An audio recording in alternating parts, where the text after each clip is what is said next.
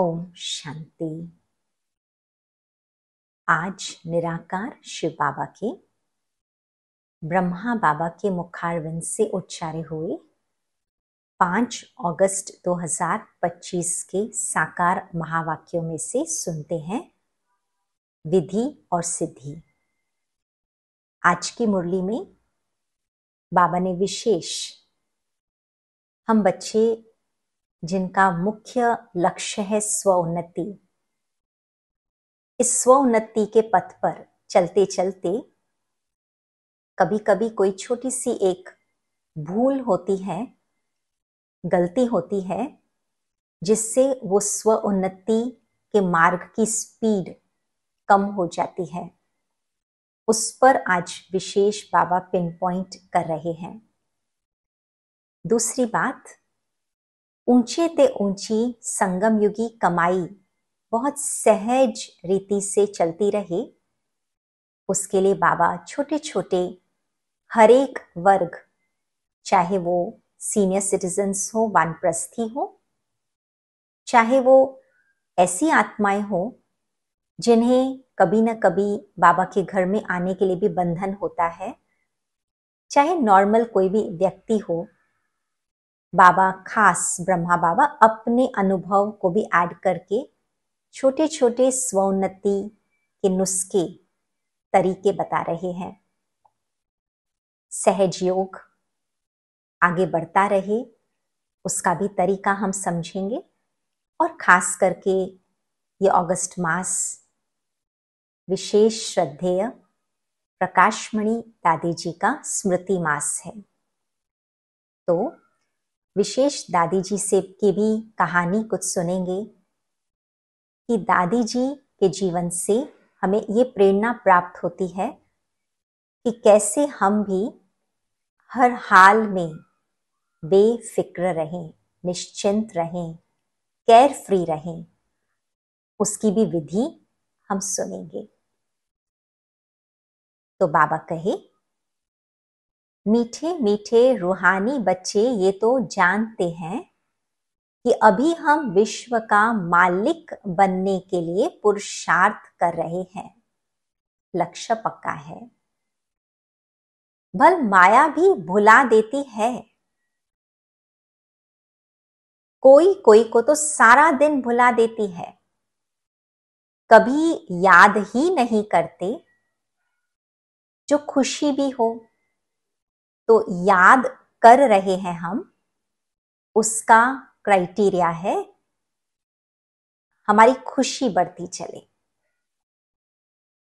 अभी बच्चे कहते हैं हम युक्तियां निकालेंगे सर्विस वृद्धि को कैसे पाए। कोई कोई बच्चे कोई न कोई बात में रूठ भी पड़ते हैं, डिस्टर्ब हो जाते हैं, रूठते हैं, मनमुटाव में आते हैं, मतभेद में आते हैं, आपस में संस्कारों में कभी अलगाव होता है, तो पढ़ाई भी छोड़ देते हैं। यह नहीं समझते कि हम नहीं पढ़ेंगे तो अपना ही नुकसान करेंगे। अंडरलाइन, रूठ कर बैठ जाते हैं। तो आपस में रूठना, आपस में कोई भी व्यवहार और पढ़ाई, इन दोनों का आपस में कोई कनेक्शन नहीं है। पढ़ाई अपने लिए है। फलानी ने यह कहा, ऐसे कहा, इसलिए आते नहीं है। बाबा तो मुरली में कभी क्या राय कभी क्या राय देते रहते हैं। मुरली सुनना तो चाहिए ना। बाबा की मुरली मुझ आत्मा के लिए पर्सनल खुराक है ना। उसका किसी और आत्मा के साथ व्यवहार में आगे पीछे हो, उसके साथ कोई संबंध नहीं रखता है। ये बहुत आत्मा को क्लियर हो। क्लास में जब आएंगे तो सुनेंगे। ऐसे बहुत हैं जो कारणे अकारणे बहाना बनाए सो जाएंगे। अच्छा, आज नहीं जाते हैं, अरे बाबा ऐसी ऐसी अच्छी पॉइंट्स सुनाते हैं, बच्चे ये तो पढ़ाई है ना, सिर्फ बाप को याद करो तो विकर्म विनाश हो जाए। कितना सहज है। वानप्रस्थ अवस्था में भी मोह की रग जाती रहती है। वानप्रस्थ अवस्था लौकिक रीति से वानप्रस्थ अवस्था माना सीनियर सिटीजन, या जो वानप्रस्थ एज होती है 60 अप 70 अप, उस समय पर भी बाबा कहते हैं उस अवस्था में भी कोई ना कोई मोह की रगे जाती रहती हैं। वास्तव में बाबा समझाते हैं वाणी से परे जाना है। इस समय हर आत्मा बाबा के अनुसार वानप्रस्थी है, क्योंकि रिटर्न जर्नी हर आत्मा की चालू है। शरीर की एज कोई भी हो, वाणी से परे जाना है, देह के भान से परे जाना है, निर्वाण में जाना है, परम धाम की यात्रा रिटर्न जर्नी तय करनी है। इसलिए अब ईश्वर को याद करना है। अभी हमको जाना है घर, बस यही तात रहे, लगन रहे। बाप आकर उस पवित्र दुनिया के लिए तैयारी कराते हैं। सर्विस एबल लाडले बच्चों को तो नैनों पर बिठाकर ले जाते हैं। बाबा तो कहते हैं बच्चों को जितना समय मिले याद में रहो। इस समय सीजन है, समय की मांग है, मौसम है, संगम युग पर जितना हो सके याद में रहो। इम्तिहान के दिन नजदीक होते हैं तो एकांत में जाकर पढ़ते हैं ना, तो पढ़ने का शौक चाहिए। बाबा तो बहुत सहज समझाते हैं, सिर्फ अपने को आत्मा निश्चय करो। यह शरीर तो विनाशी है, तुम आत्मा अविनाशी हो। ऐसे जो बाबा हमें समझाते हैं, हमें अपने आप को समझाते रहना है। जैसे बाबा हमें बताते हैं, हमें अपने आप को बताना है कि हे आत्मा, तुम तो वास्तव में आत्मा हो। तुम्हें तो बाबा को याद करना है, तुम्हें तो पावन बनना है। तुम आत्मा तो अविनाशी हो। देखो ये तुम्हारा देह विनाशी है। यह ज्ञान एक ही बार मिलता है, फिर सतयुग से लेकर कलयुग अंत तक किसको मिलता ही नहीं, तुमको ही मिलता है। हम आत्मा है, ये पक्का निश्चय कर लो। और पक्का निश्चय का सबूत क्या है कि पता कैसे चले, परख क्या है कि सबकॉन्शियस में भी खुद को हम आत्म स्वरूप में ही देख पाए। बाप से हमको वर्षा मिलता है, बाप की याद से ही विकर्म विनाश होंगे। बस यही अंदर रटते रहें तो भी बहुत कल्याण हो सकता है। परंतु चार्ट रखते ही नहीं, लिखते लिखते फिर थक जाते हैं। बाबा बहुत सहज कर बतलाते हैं, हम आत्मा सतो प्रधान थी, अब तमो प्रधान बनी हूं। अब बाबा कहते हैं मुझे याद करो तो सतो प्रधान बन जाएंगे। जब हम ये तमो प्रधान सतो प्रधान की साइकिल अंदर ही अंदर घुमाते हैं, हमें बार बार एक रिमाइंडर मिलता है, मैं कौन थी, कितनी सतो प्रधान थी, और अब मैं क्या बनी हूं, अब मुझे फिर से बनना है। ये अंदर से उत्कंठा तैयार होती है, पैदा होती है, जिससे पुरुषार्थ सहज हो जाता है। क्योंकि सतो प्रधान बनने के लिए अपने आप ही लगन लगती है, आत्म स्वरूप में स्थित रहकर बाबा को याद करने की, तो सहज हो जाता। तो जितना समय बैठो अपने को आत्मा समझो। मैं आत्मा बाबा का बच्चा हूं। बस बाबा को याद करने से स्वर्ग की बादशाही मिलेगी।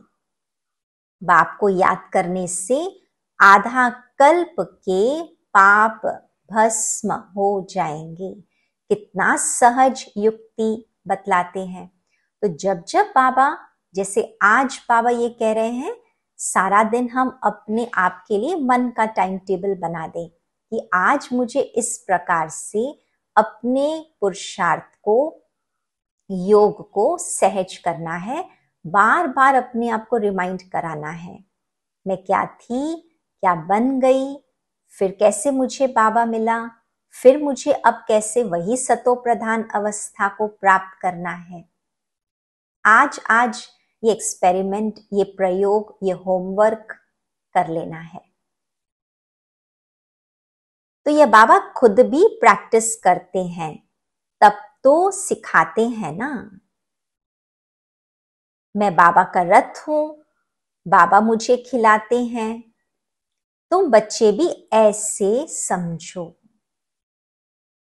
तो आज खास भोजन के समय पर भी विशेष अटेंशन, ब्रह्मा बाबा कैसे इस रथ को खिलाते, ऐसे मुझे भी न्यारा होकर के इस रथ को भोजन देना है। और बाबा मुझे खिलाते हैं कंबाइंड रूप में। शिव बाबा को याद करते रहो तो कितना फायदा हो जाए। धंधे में कोई ग्राहक नहीं है तो याद में बैठ जाओ। तो बीच बीच में जो पॉजेस मिलते हैं, ये इस प्रकार से पॉजेस निकालने हैं ना, फ्री टाइम निकालना है। मैं आत्मा हूं, बाबा को याद करना है। बीमारी में भी याद कर सकते हो क्योंकि रेस्ट पीरियड होता है।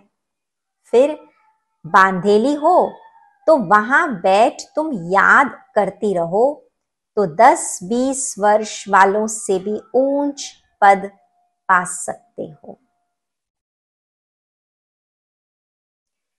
फिर अब सुनते हैं बहुत पावरफुल आज का वरदान। श्रेष्ठ वृत्ति द्वारा वृत्तियों को परिवर्तन करने वाले सदा सिद्धि स्वरूप भव।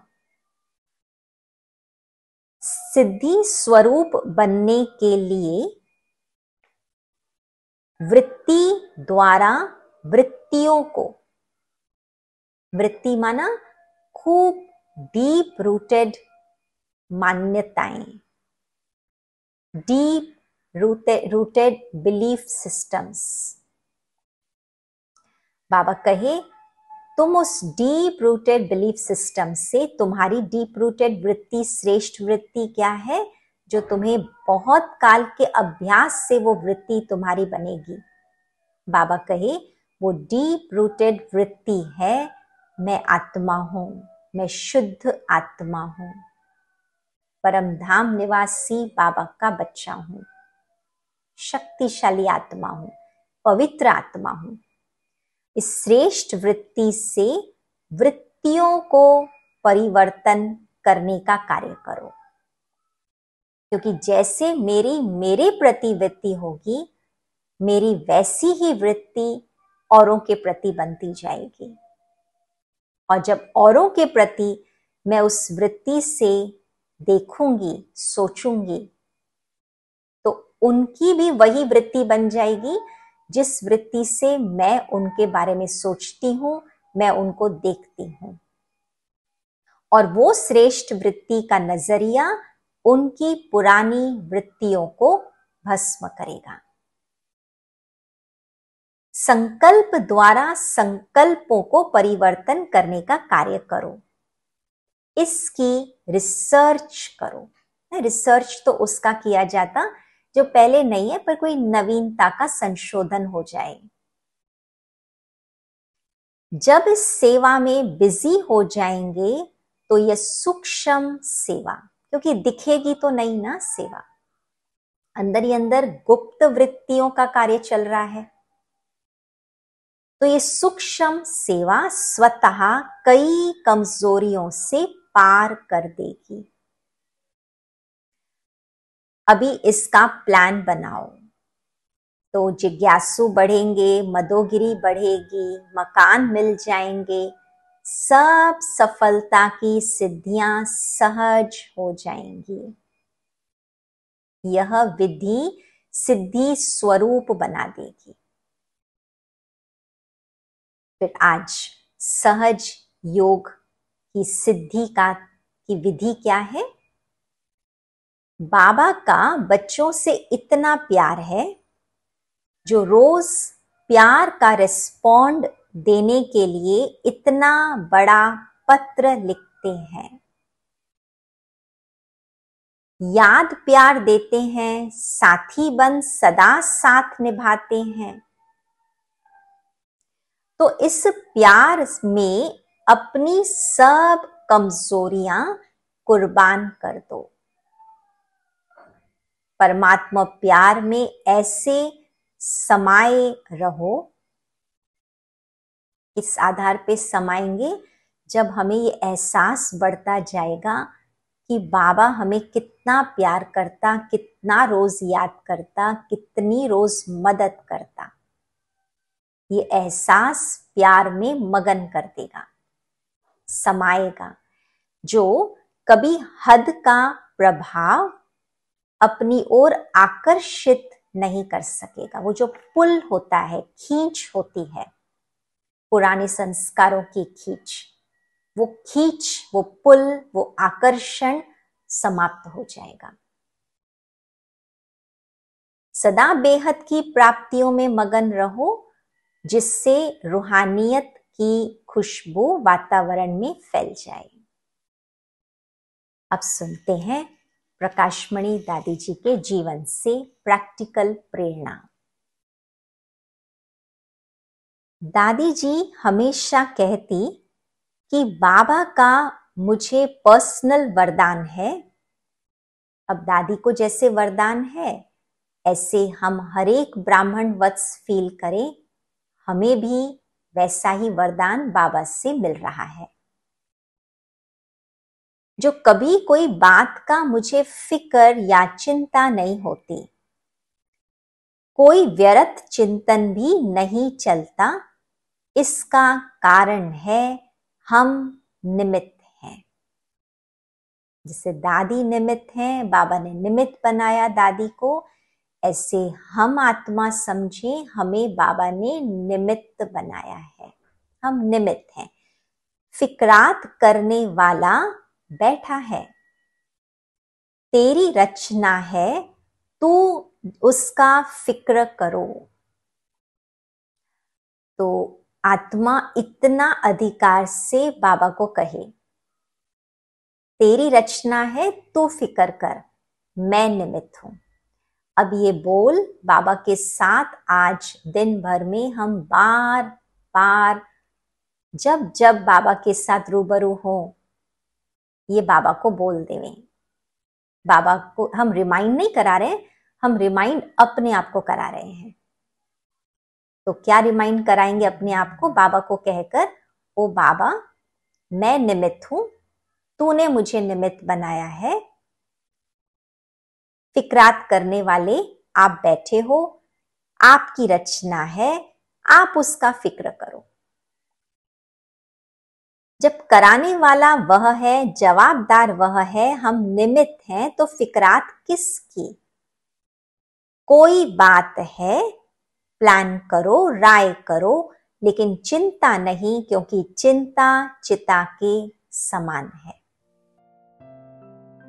तो चले, दो बातें आज की मुरली से बार बार बीच बीच में यही बाबा को कहना है। बाबा, आपने हमें निमित्त बनाया है, मैं निमित्त हूं, कराने वाले आप हो, मुझे क्यों फिक्र करना? ये रिमाइंडर बार बार, अनेक बार दिन में अपने आप को बाबा के साथ रूरिहान करते हुए एक एक मिनट, आधा आधा मिनट याद दिलाते रहना है। और दूसरा, अपनी श्रेष्ठ वृत्ति में रहना है,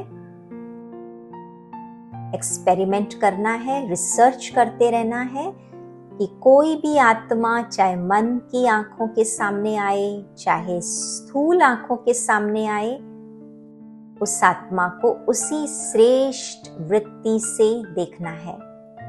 शुद्ध पवित्र आत्मा। इससे वृत्तियां बदलती जाएंगी, सफलताएं मिलती जाएंगी। ओम शांति। Thank you Baba.